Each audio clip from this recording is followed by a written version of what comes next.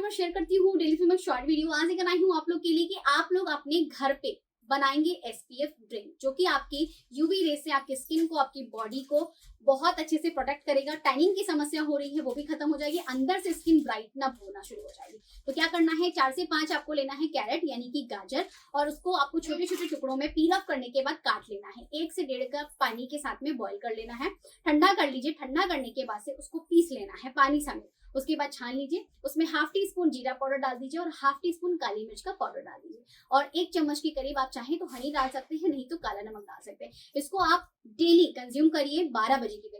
आपको ये चीज का ध्यान रखना है कि जब आप इसको कंज्यूम कर रहे हैं तो आप 1 से 1.5 घंटे पहले कुछ भी ना खाएं, और खाना खाने के या फिर ब्रेकफास्ट के 2-3 घंटे बाद आप इसको कंज्यूम करें। जब आप इसको कंज्यूम करेंगे तो आप देखेंगे कि आपकी बॉडी में कितने ज्यादा चेंजेस आ रहे हैं। आप इसको मॉर्निंग में भी यूज कर सकते हैं। तो इसको बनाइए, यूज कीजिए, मेरे साथ का फीडबैक शेयर कीजिएगा। मैं मिलती हूँ नेक्स्ट वीडियो में। बाय।